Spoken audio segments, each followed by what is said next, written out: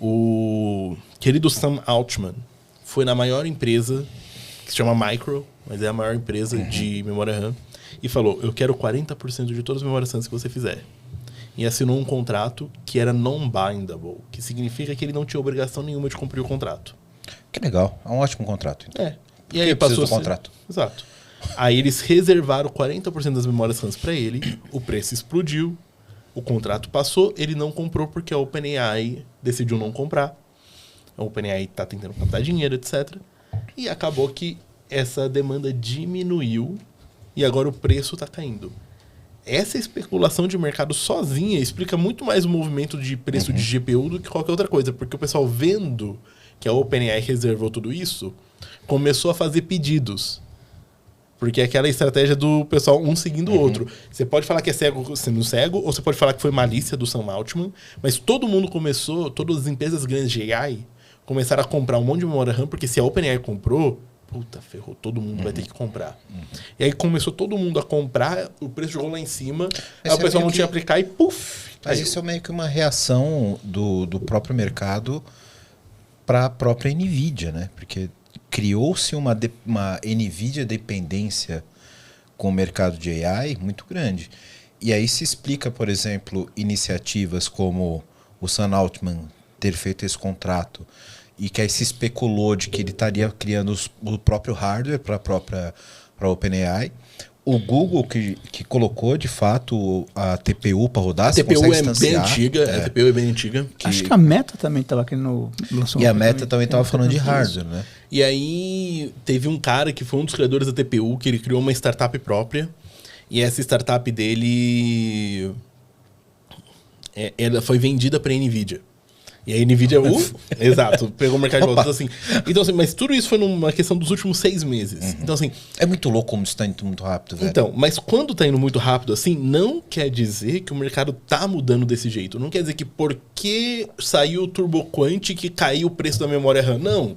São outros níveis de especulação que acaba também causando isso, entendeu?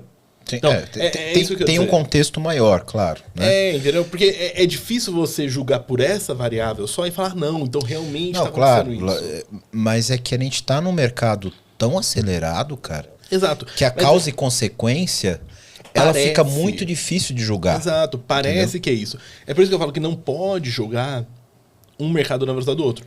Falar que a AWS é carta fora do baralho, não tem como. Sim, não entendo dessa forma. Mas também não está mais liderando tanto quanto já esteve. Quando a gente fala dos vendors, eu acho que a AWS, ela... Até reformulando uma frase para deixar isso mais claro, né? Eu acho que se esperava mais da AWS do que ela teve nesse momento. Pelo menos eu esperava mais. Quando a gente falou da Apple, eu acho que eu esperava... A Apple tá se comportando como eu esperava como Apple, né? Mas a Apple tá passando por uma revolução tão grande, cara. O lançamento desse ano da Apple foi o MacBook New. Para quem não tá prestando atenção no mercado Apple especificamente, não tem noção do tamanho da revolução que isso é. Porque olha só, olha como é que foi... Olha que engraçado, é um dominó, é um jogo de 10 anos. A Apple joga jogo de longo prazo. A Apple fazia MacBooks com Intel. A Apple começou a fazer iPhones e teve um lobby... Na verdade, a Apple começou com o processador RISC no começo, aí depois adotou a Apple começou a fazer 86, iPhones, né? E teve um lobby gigantesco para que os processadores dos iPhones fossem Intel. E não deu certo, porque o processador Intel não funcionava para os primeiros iPhones. Então, aí começou a usar ARM. Então, a Apple, ela começou com o iPhone a usar ARM. Aí a Apple percebeu que ela estava refém das empresas. Então, a Apple começou a fazer os chips A. O A1, A2 e tal. E ela percebeu, poxa, se eu estou conseguindo fazer chip em volume, eu consigo fazer mais chip. Eu peço direto na TSMC lá, que é a minha fornecedora, e começo a crescer o volume e eu viro uma empresa de chip. Eu posso substituir a Intel no futuro. A Apple falou isso em 2010. Mas teve uma época, não teve, João, que o os MacBooks eram arquitetura Intel 86. Não, Intel 86 foi. Isso estou falando, em 2010 a Apple falou, eu consigo substituir Intel no futuro. Em 2021, 11 anos depois, a Apple substituiu pela primeira vez os MacBooks Intel pelo MacBook M1, que é a arquitetura ARM. Não é a arquitetura ARM, tá? É diferente, é System on Chip, tem todos os detalhes. Sim. E aí ela começou a fazer chip para laptop com o chip M. Aí você fala, a Intel fez isso porque é marketing, porque ela não quer falar quantos gigahertz tem. Não, porque é outro sistema. Ele é separado, você tem um chip para AI, um chip para processar foto e tal. É System on Chip. Só que a Apple começou a fazer. Então a Apple parou a dependência da Intel. E você vê que a Intel morreu quase que um ano depois, teve que ser salva pelo governo americano, porque senão ela ia falir 100%. Mas porque é a Intel que se colocou nesse buraco. Mas ela começou a fazer. Perfeito. A Apple lançou o MacBook Neo esse ano. É o primeiro laptop barato da Apple, num momento que o Windows está muito ruim, porque o Windows 11 tem uma briga interna política dentro da Microsoft, que quem é do time de AI quer usar o Windows 11 como canal para empurrar AI, e quem é do time de Windows não quer que entre tanto AI porque os usuários estão reclamando.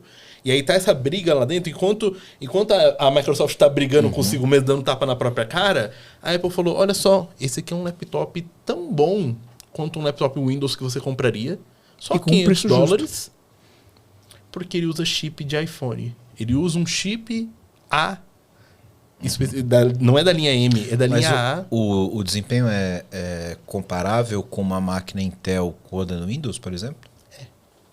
Porque a Apple faz de ponta a ponta. Você falou, a Apple não faz software. Não, é que a Apple não faz software, ela entrega ponta a ponta. A Apple não faz hardware, ela entrega de ponta a ponta. E isso é exatamente o que eu espero da Apple. Isso. Desde o começo dos primeiros Apples, ela é uma empresa de produto. Isso. Ela faz o produto artesanalmente, desde o chip até o software. Isso. Não artesanalmente, eles são literalmente indústria. Então, claro, mas digo assim, é quase uma alfaiataria do hardware. Isso, eles fazem de ponta a ponta. Isso, ali. eles fazem de ponta a ponta.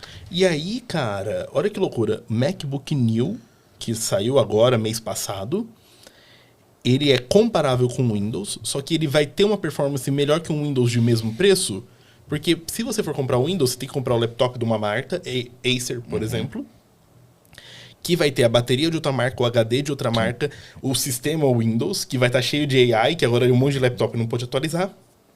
E o Apple é ponta a ponta. E a maior vantagem da Apple é essa, porque ela faz o build para aquela especificação de hardware. Tá todo mundo falando que inovação tá em AI, etc, etc. A Apple acabou de lançar essa bomba no mercado. E isso aqui é mais inovação no mercado de tecnologia do que foi em qualquer outro laptop lançado esse ano. Porém, o pessoal tá focado em AI. Então, existem outras coisas acontecendo, outros ciclos pegando fogo, e aí você falando, poxa, mas a Apple não tá fazendo AI. Cara, a Apple tá fazendo coisas bem impressionantes ali. Sim.